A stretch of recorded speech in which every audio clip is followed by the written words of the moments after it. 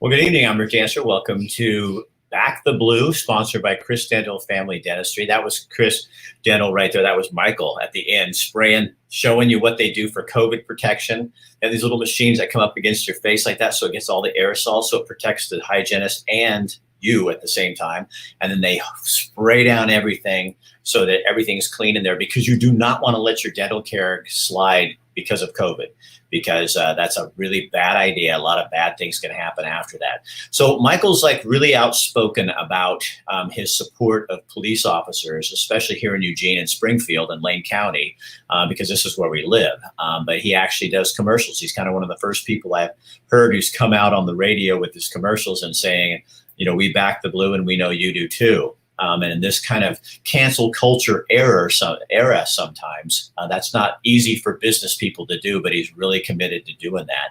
And one of the things he wants me to do, as somebody who works with him, is to find stories about police officers that we can talk about and show some of the good things that are going on. But tonight we got something a little special, because a friend of mine is a mutual friend of hers, and I have known former lieutenant. You're a former lieutenant now, aren't you? Or like president, are you always a lieutenant? I don't know. Usually you just say Lieutenant retired. So Lieutenant retired Jennifer Bills. And we go back to like 1990 earlier.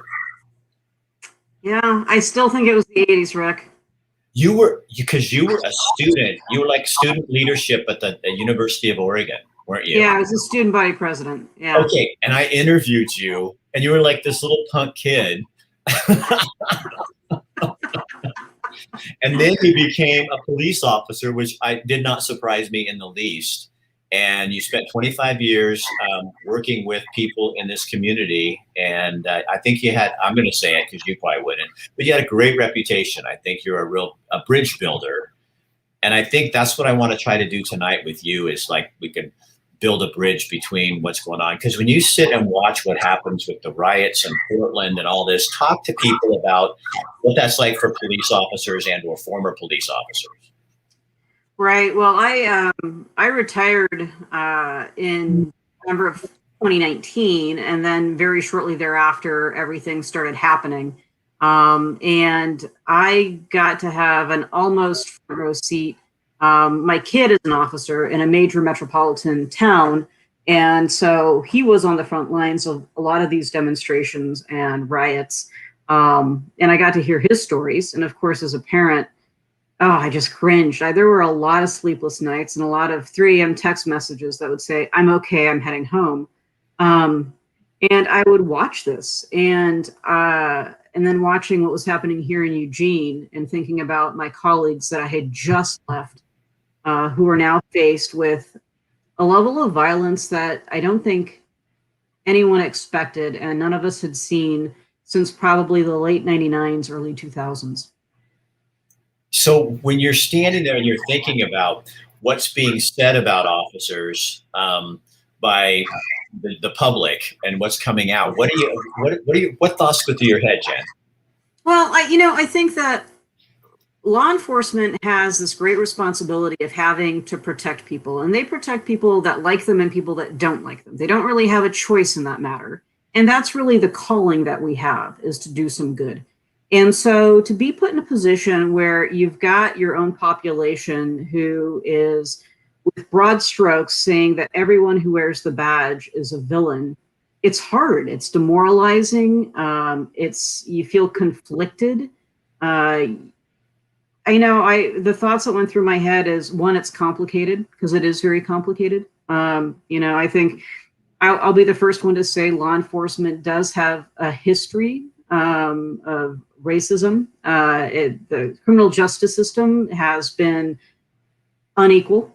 And is it the responsibility of the young officer who just got hired to be addressing this? No, but it is the responsibility of law enforcement leadership to be addressing it. Everything, Seattle's a great example. Everything that happened there is a shame. I mean, the town's decimated. An African-American chief who's really transformational got booted. She left.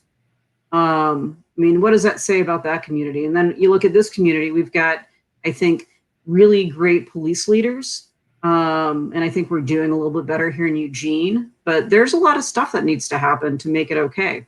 What would have to happen? Like, give me an example of what needs. I mean, I just had a couple of folks on, two Black gentlemen on, like a week and a half ago. I got two folks coming on tomorrow too, because we're trying to do Black History Month, and I just want to have the conversation with white people and Black people, and get that out there. And they all said that they do get, they get pulled over more than other people. Right. And, and I think that law enforcement has, for years done a lot of work to look at microbiases and look at how we police and find ways to police better. But what happens is something, let's say on the East Coast occurs, and every officer on the West Coast is now underneath that spotlight. Right. I think what needs to happen is, one, at some point, law enforcement as a whole needs to say, yes, we've screwed up, we've been imperfect, and let's work together to become more perfect. And at the same time, others need to say, hey, we understand that police officers are public servants. They come with open hearts. Let's try to really encourage those who have that sort of warrior spirit, but servant mentality, servant heart. That's who we want being police officers. I think one thing that has really sort of rankled me is that if you want good, smart cops, you have to pay for good, smart cops. So defunding really. Right. When you say defund the police, it's like, plus I think what didn't get really, I don't think it did a lot for the movement, was when all of a sudden you're thinking, well, but what are you going to do when somebody comes to your door and there's no funding for the police officer? At some point you have to put this reality check on, going, it's not about funding police. It's about finding good police. It's about finding good police. It's about finding other ways to do things that police shouldn't be doing. I think that we've had so many changes with government and government funding that police officers are mental health specialists. They are suddenly, they're doing all these different jobs. They're having to parent other people's kids from time to time. And I think that there's a benefit at some point to saying, okay, let's let specialists take these low-level stuff, and let's let the cops do these other pieces. But yeah, it's definitely a very complicated way of looking at the world. Do you sometimes, like, I have other friends in the police department, and I said to one day, I said, do you feel like you're like a marriage counselor, a social worker? I mean, how much of the work you're really doing is kind of the police type work you thought you were going to be doing, and instead you end up counseling people? You know what I mean? It's not really, I know you're trained, but that's not really your specialty. You didn't get into policing to be a mental health counselor or a marriage counselor. That, you know what I mean? Right. Well, cops, they go in, and you have to have, I think the best cops are the ones with really high emotional IQs, the ones that can connect with other individuals. So you have to be able to talk to people, to make that connection. And, you in some ways are a counselor when you do a death notification, or when you have to have a hard conversation with a victim of a crime. But so much these days, officers are sucked into doing, camping. My favorite story is I had someone who was well known in the community who turned out, very, very left of the spectrum, very anti-police, but very happy to call the police about the person who was in their car sleeping in front of her house. And I always found that ironic. So, and law enforcement is stuck doing those things. So Dave Villanueva says, conversation about Black people without Black people present in Oregon. Well, Dave, actually, this was a conversation about police and what's going on. We did have a conversation with Black people about Black people and white people that you were attending on my show a few weeks back. And if you'd like to, tomorrow we'll be discussing the same thing with two gentlemen who are both Black who are coming on. That was already planned to do. This was a Back the Blue story about police officers. So I understand your frustration, but you know that we are covering all sides of this issue, and this is just a chance for us to talk with a police officer, a former police officer, about that. Right. And Dave, you bring up a point, and I'll just say that in talking to officers who are Black people of color, the stuff that we've seen in terms of the last, several months of activity, they get it from both sides. They get called names that are absolutely horrible from people that normally would be in support. And then, of course, it doesn't matter if it's Antifa or the Proud Boys. They're cutting it, and it's hard. It's a hard job. So what are other things like, because you were always kind of one of those people who I thought you were always a really good moderator. I mean, because you're a nonconformist in a job that's kind of conforming, kind of like I was as a news anchor. Right. I loved being a police officer. It was an amazing career. It's the best show. This is my recruitment pitch out there, Rick. Just bear with me, but it really is a front row seat to the best show on earth. And being a nonconformist sometimes in the police, it's hard because it is somewhat more of a conservative profession, and I'm not very. But I'll tell you, it's made me more moderate, for sure. But there are so many good people who do this sort of work, and it is so hard when there's a perception that the community does not support you. I think of how we were, as a law enforcement profession, treated after 9/11. And after the line of duty death of Officer Kilcullen, how there was appreciation for the work law enforcement did. And certainly I don't want to go back to any event like that to make something make that next day happen. I don't want that. But I think that for law enforcement, it's important to have that sense of appreciation. It's hard. Because Allie House, you may know her. I do. She's kissing up to us a little bit. She's saying hi to two of my favorite people. We love Allie is a former sheriff's deputy with the Lane County Sheriff's Department, and another person that is very open and conversational, and also she did kind of things like you did. I mean, you didn't let people scare you or bother. You saw value. I think that's what I think a lot of police officers are mistaken for not seeing value in people and human beings. Yet by doing this Back to Blue series, I'm seeing more police officers who are taking their own time to do things for homeless youth, people on the streets, giving of their time, giving of their money that's not required for them on the job, and they're doing that. One of the things that I remember is we had an officer who's since retired at Eugene PD who was kind of gruff and old school, right? Very old school beat cop kind of style. He once told me that he knew he was old when they started hiring officers that were born after he started, and that they were women.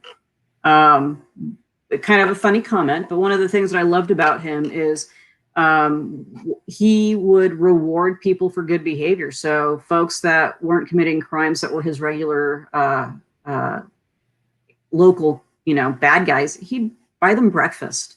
And I know cops that on cold nights would go out to 7-Eleven or Circle K back in the day and bring people coffee.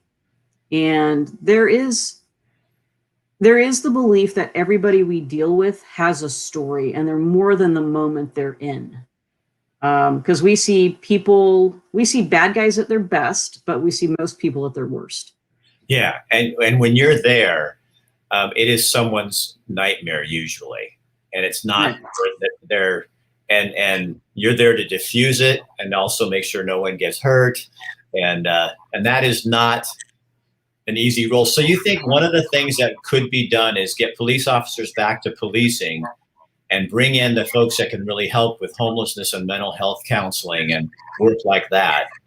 In terms of, though, with folks of color, how do we get rid of that stereotype or work on that more so that we don't have people being pulled over or feeling like, vulnerable, because I don't experience that. And I know that my Black friends do, that I don't get up in the morning and wonder if I run a stoplight or something like that, am I going to be in trouble? I think it's about figuring out ways to build trust. One of the things to think about is it's taken us 200 plus years of law enforcement in this country to get to this moment today. And so the fix isn't going to happen overnight. It's about rebuilding trust. And one of that is about having the open dialogue. Two, it's about having law enforcement that really does represent the community it serves. So more people of color, more women, more Latino, more Spanish speaking, bilingual officers. I mean, those are easy things to say. They're hard to do in recruitment. And if you talk to cops, and I'll just use my own personal experience, when I pulled cars over, I rarely knew the race of the driver before I got up to the window. And so I hear those stories, and then I can say, well, I didn't know most of the time who was there. But the next point is, who do you cite and who do you search? And that's where I think we have a lot of opportunity for officers to take a look at their own biases, their own behavior. I know that EPD on several occasions has done these sort of analyses to see what they landed. And other agencies do it periodically. I think it's about finding trust, really. So if you were back on the force and during this thing with Black Lives Matters, kind of some of the things that happened in Portland, what were your thoughts going on when you saw that, when you saw the destruction and the things happening in Portland?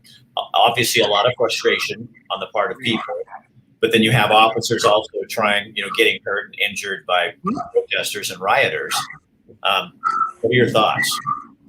Well, I'll say that I don't think it was BLM for the most part that was doing it. I think it was the little anti-fascist punks. And to be clear, I think we're all anti-fascist, but we don't dress in black and go break the windows at a building or throw Molotov cocktails at cops. I mean, I don't think most of us are yay fascism. But I think it was just angry youngsters wanting to go against the man, and it was law enforcement who ended up being that man to them. And it's been disheartening, frankly, to watch all of that happen, because there are good law enforcement officers at those agencies in Portland and Seattle who day in and day out have had to deal with, urine getting thrown on them, pepper spray. I won't even jump into the Capitol and what happened there, but there was a homicide. So it's dangerous. It's really dangerous. So does there need to also, when you talk about trust, there's got to be some trust built back for you guys as well? I think so. I think the hard thing about that, Rick, is that we're in a position of power in some ways, because we can take your civil liberties away. I mean, the Fourth Amendment, we can arrest you. We can seize you. And not everybody can do that. So I think for us, the most authentic thing we can do is figure out ways to rebuild trust as well. It's going to take really strong leadership, willing to do it. And it's going to take everybody willing to come to the table, and everybody gets an equal seat at the table.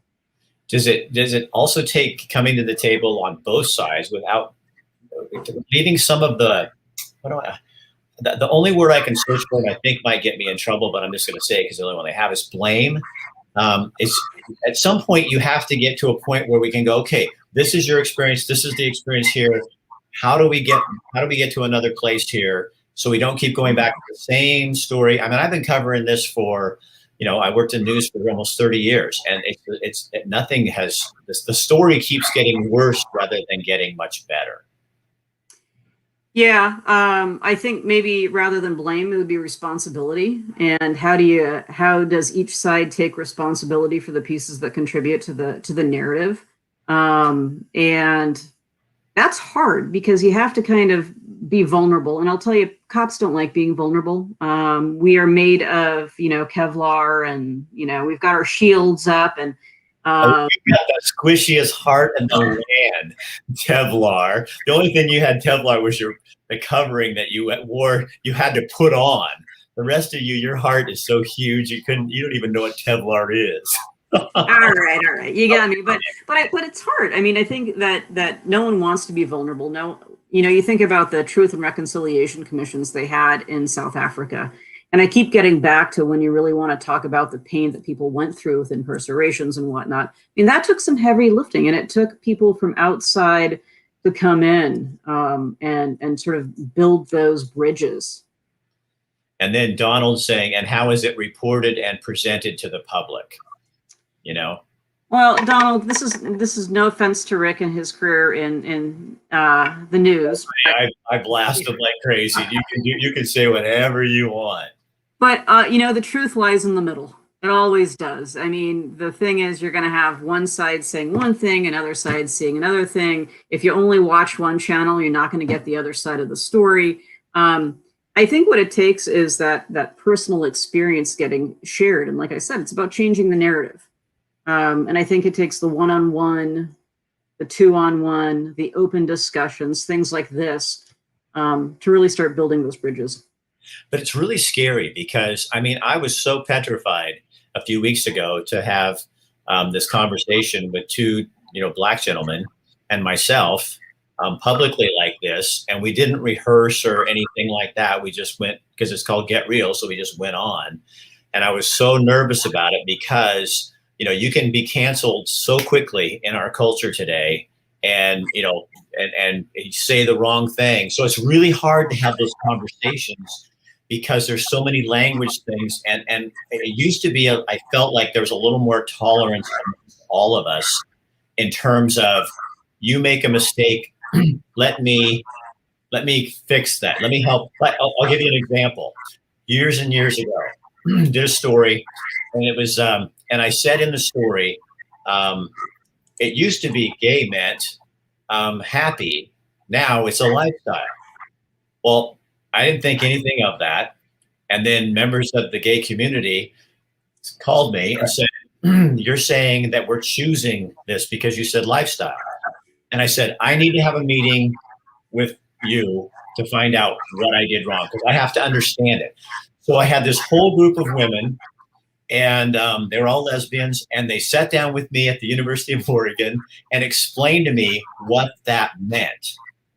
And I never used it again because I understood it. But they had the grace to have a meeting with me and talk about that, not slam me all over the media and do stuff like that. And I feel like we've kind of lost some of that ability. And that's an off subject. I mean, a different subject than what we're talking about, but it's the same kind of thing. It's like, it's uncharted territory, and we have got to, as a community, stop throwing comments on here and yelling and going, oh, and that's why, Dave, I kind of got off on you a little bit there. Is like, I'm trying to start a conversation, and I understand your concern, but I am learning at the same time as everybody else. So that might be a better personal message rather than throwing that out like that. That's the kind of thing we need to do, is be having these kind of conversations, at least opening the doors.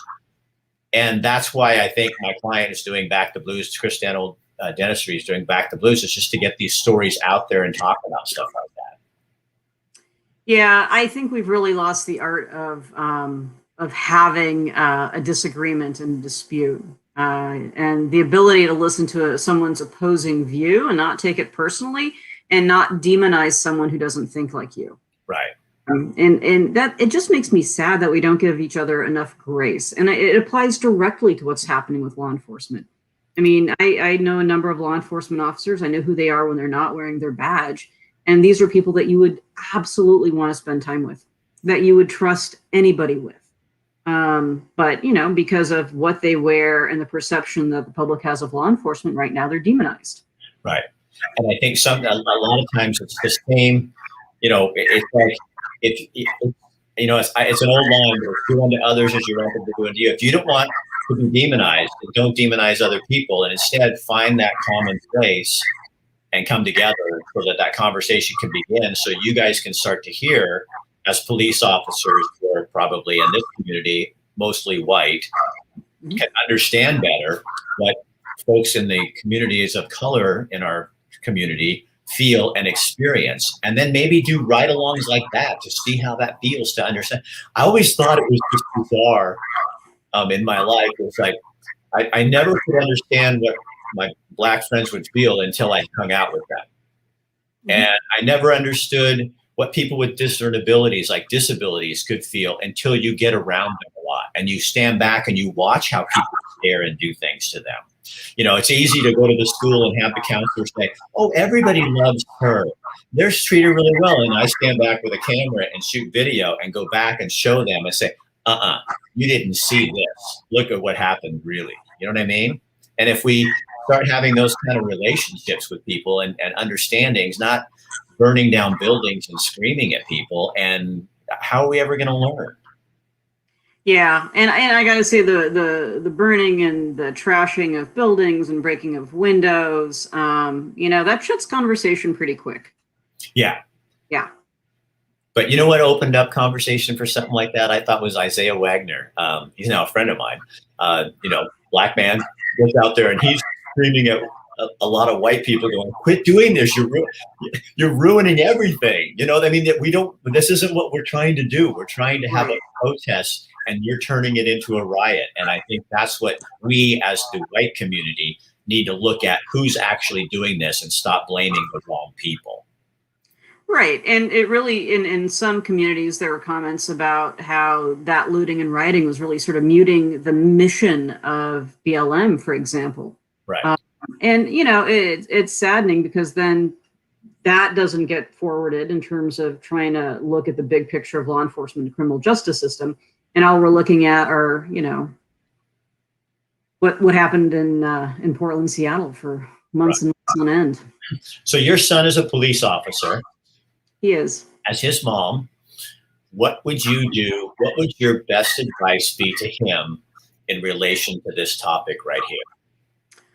You know, we've actually talked a lot about this topic. And so the first piece of advice I have is, you know, keep your head on a swivel and watch your six, because I'm also a cop, so I want my kid to be safe. And then the next piece is that, you know, you really have to follow your true north, and that you have to stay to your ethics and stay to your values when you're doing policing, because there's going to be a lot of opposing forces that may pull you in different directions. And I have told him this many times, that everybody you deal with has a story. So if you're out there and you're dealing with a person that is trespassing, they're more than the fact they don't have shoes and they're wet and they're smelly and they might be mentally ill. They could have a history and a family. Everybody has a story. And specific to this, you know, my son was on the front lines of a lot of this activity, and it was hard. I mean, knowing every day that you were going to go into work and possibly get physically injured, more so than what police officers think about now anyway, was hard. And knowing that your community wasn't going to back you was hard too. So what was since you're now retired, and younger than me, I don't like that. What would you say to, this is the last thing I'll bug you about, but what would you say your advice would be to a new cadet or a police officer coming on the force in Eugene, Springfield, or Lane County? First, when it comes to Eugene, Springfield, Lane County, I'm biased. I think that we have great police agencies in our local area. I think we've got really phenomenal, you know, chiefs and sheriff. I think the world of them and the work they're doing. I would say pretty much the same thing. And to remember that, you know, you are protecting people. You're protecting your neighbors is what you're doing. You're protecting people that are part of your community. And that is a gift and a responsibility that you have to take seriously. Keep your nose clean, stay out of trouble, and know that everything you do is going to be looked at and scrutinized because of the job you do, and be okay with that. Right. I mean, I totally understand. I think that's why I always got along with the police department. So I covered you guys, so I got along that way. But it's also, I was in the same boat. It was like, I felt like back in the day, that was what a news anchor, that's what my news job was. I'm here to tell the community what's going on so they can go take care of it. It's not my job to take care of it. It's my job to relay that information. But you live under the public eye. And the people that have never lived under the public eye, they do not know what that feels like at all. And I always related to you guys because you had to put on a suit, and so did I. And yeah, and I just remember going to a local cafe here and being off duty and with my family, and someone coming up to me wanting to talk about law enforcement and what they'd seen in the news, and I had no idea who this person was. And all I wanted was to get my cup of coffee and, you know, veg out for the day. and people pay attention and know who you are. So, I can't be rude, and I couldn't tell them, hey, leave me be. I was polite, but the advantage to being retired now is I can say, Yeah. Yeah. I still can't. Sometimes I can a little more. I used to remember people would walk up and say, okay, I don't want to take time away from you and your family and stuff, and you go, okay, wait, here we go. And then it was a long conversation where, you know what I mean? It was like, but they mean well, and it's not. And you do, that's like you said, that's part of the responsibility you take on as a person that's in the community that way. Yeah, you want to be an ambassador for your profession and for your agency. And when we work football games, we really want people to be friendly and engaged with the community, because it's a great time for us to just sort of highlight the good stuff and interact with people when it's not a crisis. And, that's pretty important. One last thing, Eric Johnson, he's a guy on here all the time. I think that missed the point that people of color have to teach their children how to behave in law enforcement situations, because they never know who's going to be behind the badge. Statistically speaking, people of color are far more in danger due to bias. That creates a catch-22.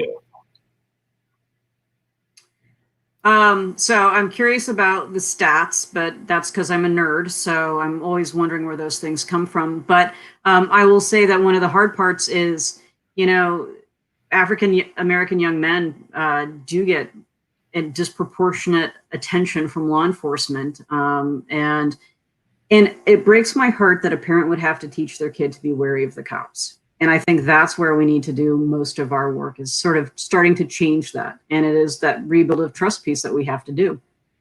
And make it so that they don't have anything to fear when they come out, because people are understanding. The white police force is understanding what's going on in the community of color. Right. Or, or at least has enough understanding of themselves and what they need to be doing. So yeah, there's, it is about sort of rebuilding all of that. When I called Jen to do this conversation, I said, I want to talk to you about, this, and this. And she goes, okay, but I want to talk about this. There's a lot of room for improvement here, and I want to make sure we're talking about that. And you guys, we weren't here to try to change the world today. We're just starting a conversation. So I like that you're asking these questions, and we need to continue this conversation without confrontation, and be able to ask the hard questions. And as Dave had brought up earlier, this needs to happen in the Black community, and the Hispanic community, the Latino community, the LBG community. All the different outlying areas. It all needs to be addressed, and that's how it starts, I think. Yeah. Jen, thank you. Thank you, Rick. It was nice seeing you again. It was super good talking to you. I really appreciate you doing this for me, and we'll catch up. You're going on to new and different things, and you can always call me, because I'll cover you. Well, and I really appreciate the fact you are having these discussions. That's so important and so critical for everything right now, is to have a forum to at least talk about this and get understanding. All right, Jen. See you later. All right. Bye-bye. The family a hug. All right. So that's former Eugene Police Lieutenant Jennifer Bills, excuse me. And I appreciate her coming on and talking to us about that. Also appreciate your comments. And Dave, I understand that tomorrow night we will have two gentlemen. I know one of them, both of them are from the Black community, but I was out talking to them out in front of my building one day. We were having an intense, interesting conversation. And since I have a show, I said, hey, would you guys want to join me? Because I'm trying to do some stuff like this where people just get to come out and talk. And I want to be more of the listener and you the talker. So a couple of weeks ago, I had a couple of other gentlemen from the Black community on our show. I'm also open to having Black women on the show as well, obviously, but they didn't come forward.